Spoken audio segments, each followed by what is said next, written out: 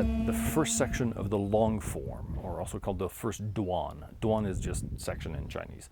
So the first section, and in the hidden tradition of the Yang style, the long form is split into 3 sections. Each section is actually slightly longer than the next and also more complicated. So there's a progression in complexity in the moves and in the techniques. So, but we'll take a look at the first one just to, again, see the basics of what is the philosophy of fighting in Tai Chi, looking at the basics. So we start the first one here, right? And then we're just going to go into short sections and then talk about them, right? So what can that little section tell us about what we're doing in terms of fighting in Tai Chi?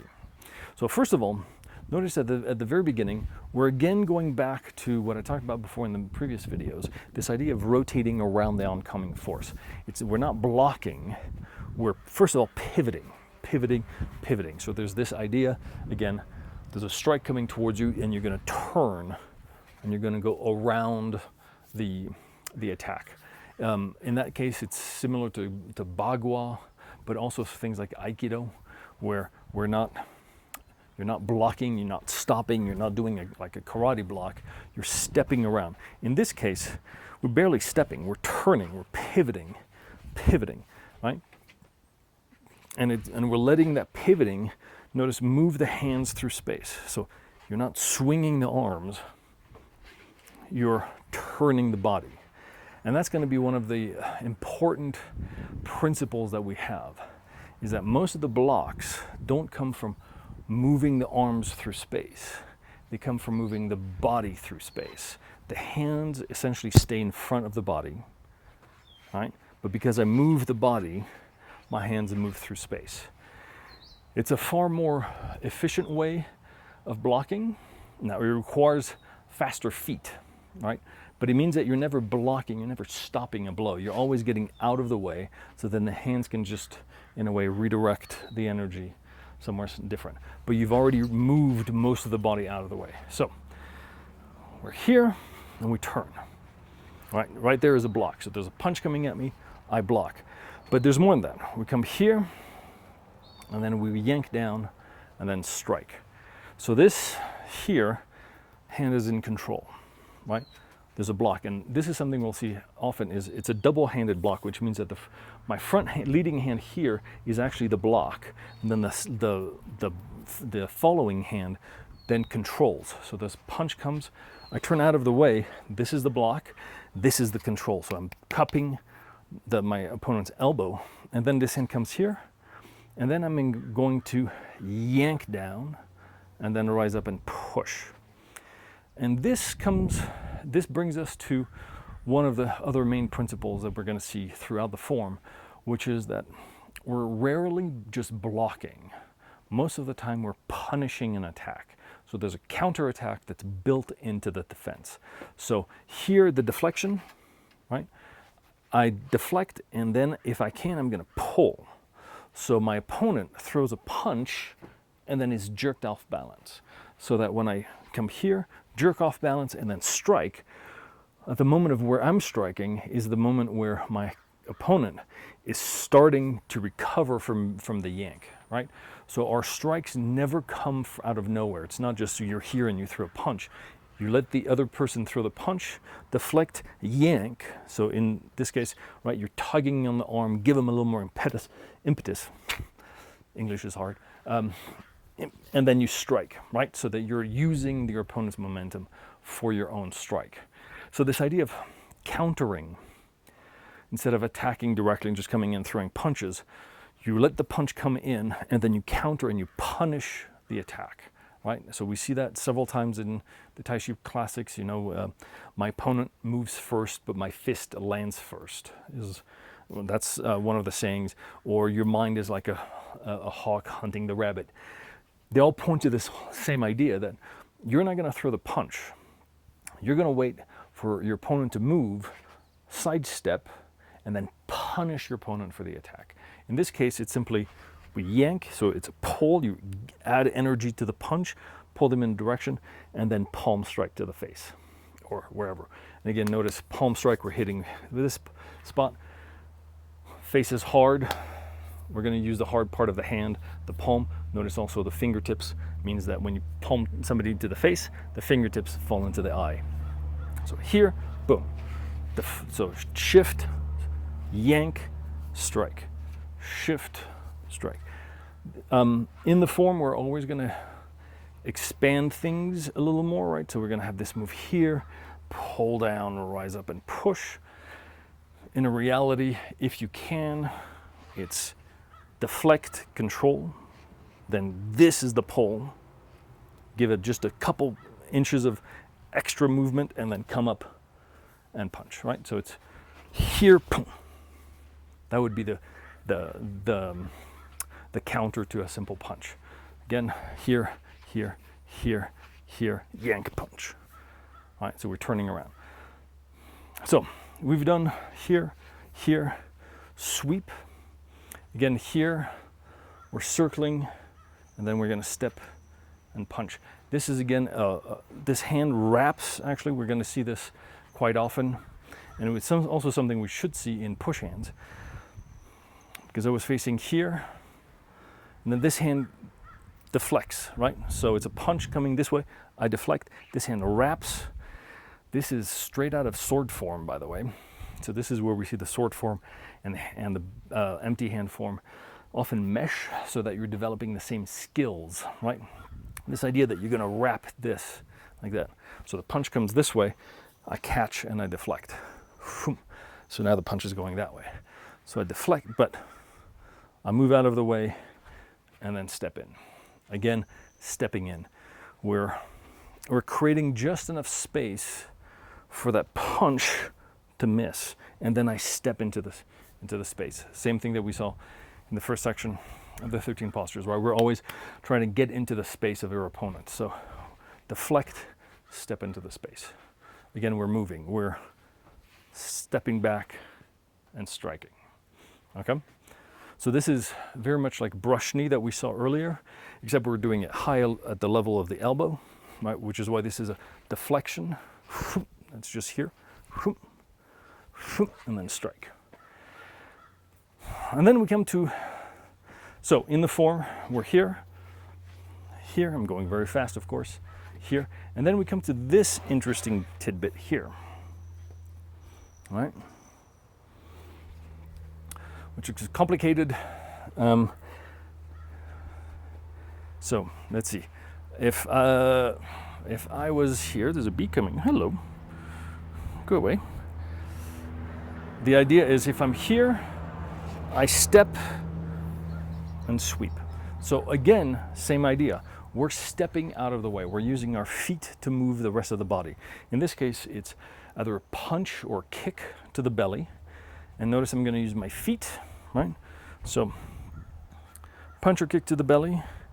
I use my feet to turn the body, right? So it's this stepping here that turns. Now notice all I have to do is add this arm. Now I've blocked. So something comes towards the belly and I block, right? So a punch or a kick, I sweep and I block.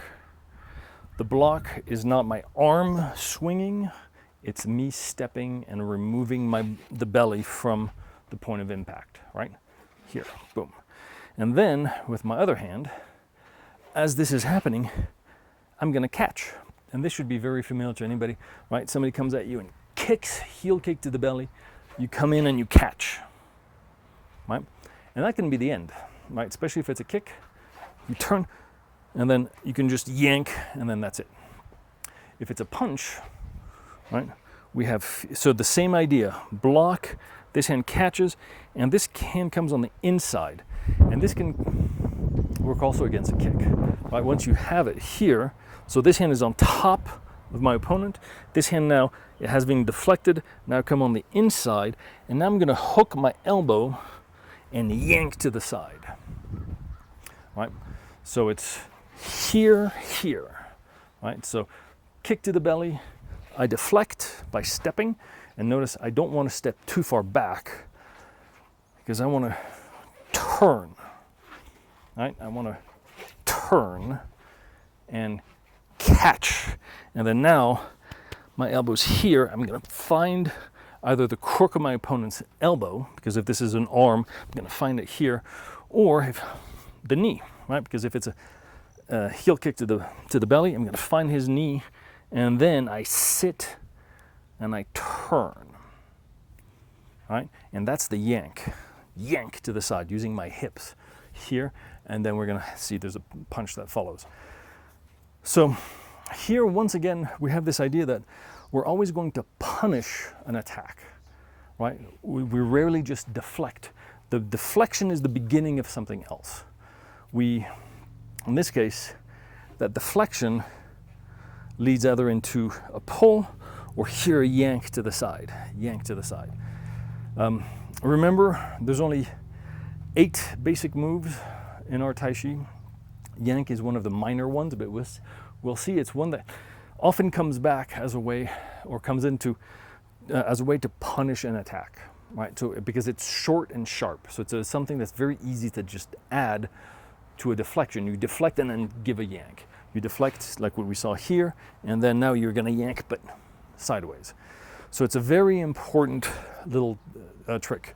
So again, 8 basic move: push. So push, press, roll back, ward off, and then the 4 minor ones, right? Because they're on the Bagua. Look some of the other videos where I explain all of this. But you have press, shoulder strike, elbow strike, and twist the joints are the other 4 moves. So here, so for example, in this move here, right? So this is roll back, and then yank, and then push, because we then rise up and push with the back of the hand. This is a punch or a jab to the face or whatever you want to make it. The important part here is, again, this idea that we're not trying to block or move our opponent away. And this is something which is very important and that we're going to find again in push hands, and that push hands is a way of training for this, is that we want to essentially envelop the attack. So for example, here in this example, it's a heel kick to the belly. I don't want to just block it and step away, right? I don't want to just stop it. I want to block it, then hold on to it, and then do something. So I'm using my opponent's energy to then go with it and redirect it somewhere else. So I'm always punishing. I'm trying to punish. That's why it's a mix of wrestling with punches, right? We're going to do a wrestling move here, and then we're going to punish by rising up, punching, or we're going to punish a punch to the gut, coming here, yank, punch. Right, and that's what we're doing. So we're always wrapping up, and we'll see that. Actually, we saw that in play the pipa. Here, same idea. Punch comes in, turn around it, yank, punch. Right. So the arms are traps. That's where the body moves. So the feet moves the body, and then the hands entrapped and grab and punish. Right. And you rely on your feet and your step to get out of the way so that the hands can then do their job, which is grabbing and punishing, right? And so we have all of these moves that come in. They're all hooks or pull, right? With tiger's mouth, elbow, we're just grabbing and holding. Again, we're punishing the opponent for every strike that they take. Every punch, every kick, we punish. We don't just deflect. We always grab, punish. All right, by the way, notice how the whole form is constructed. So this is called play the pipa, right? Play the pipa. Somebody throws a punch at me, I deflect, but at the same time, this hand holds, right? You're holding your chest and your palm to hold your opponent's fist, elbow, pull down, then punch. Notice that this move here is exactly the same. It's just answering a different question. Play the pipa is a punch basically towards the chest, and this is a kick or punch towards the belly. I can't, if it's a punch towards the belly, I can't do this, and I can't hold it here. So what do? Instead of bringing my arm here, I bring my arm here, and I do the same step, right? Instead of this, I do this. But then there's a problem, because my arm is here, this hand, just like in Play the Pipa, right, is holding on to the strike, and here, Play the Pipa, I was able to use my elbow to yank down. But here, my elbow's down, so how can I do it? So I have to bring my arm up. Now I can use my elbow, and I sit, pull to the side, step, rise up and push. Same moves, right? But we're solving for two different problems. High kick or high strike, low strike, high strike, low strike, right? High strike, low strike. And then how do I get my elbow in so that I can use it to yank? Here I have to do this exchange of hands, yank to the side, and Play the Pipa. I can just pull right down. That's how the whole form evolves, right? It's answering questions like that. What happens if? What happens if? So here you can see the variation. Play the Pipa, up, or Play the Pipa, down. It does the same thing. That's the cool thing about all this that I love, is that you're just seeing how it's presenting you these problems, and then giving you the answers. And you can go through the whole formula like that, going, okay, what are groups of moves that are actually the same? They're just variations on, height. All right, so let's continue, because we're here, here, here, and then there's this move here, and push. So first of all, here I sit, my foot comes in as well. Notice my palm goes down, palm up, and then I shift. This is another example of punishing an attack.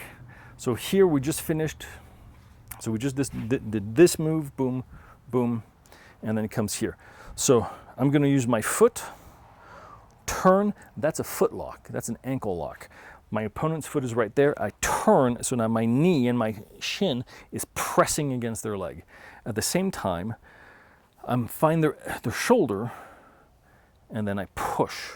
This hand, in the form turn, so what I'm doing, I have my opponent's arm, and I turn the arm as I put pressure on the shoulder.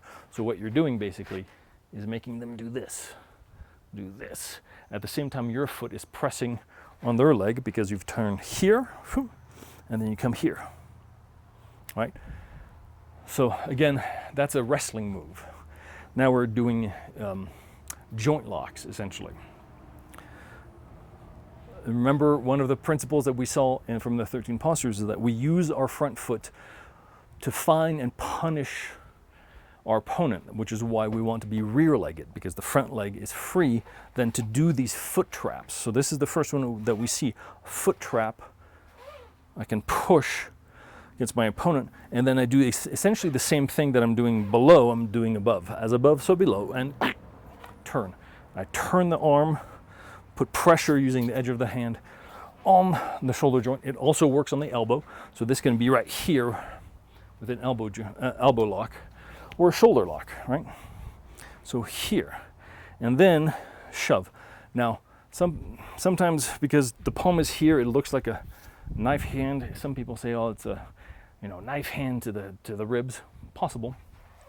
But the thing is, you don't need that, because if I'm holding onto the arm, and this arm here on top is locking the joint, if I do this and you just think I'm pushing, so I'm using my whole weight to push, that arm is now being shoved back into my opponent's shoulder, and basically you are shoving them out of the way, right? So again, what we're seeing is we're using that front foot, right? We want that rear-legged stance so that the front foot can do foot traps. We also want the feet to be light and nimble so that we turn the body, so that the hands can remain expressions of the shoulders, right, and do their thing. Because even when I'm here and I do yank, I'm sitting, I'm using the waist and the legs, not the arms. It's not the arms pulling, it's the waist pulling. It's the sitting down. So the arms are actually relaxed, all right, so that they can wrap, all right, so that they can grab, they can hold, they can punish the opponents. We're always punishing the attack. So that's one of the major styles or techniques that we're going to see constantly. We absorb a strike and then we punish. We absorb and we punish. So we're using the feet to move the body around the strikes. The arms grab, hold, and punish. Right? And again, the feet, the front feet are there as a way of entrapping. So we're constantly entrapping or attacking our opponent.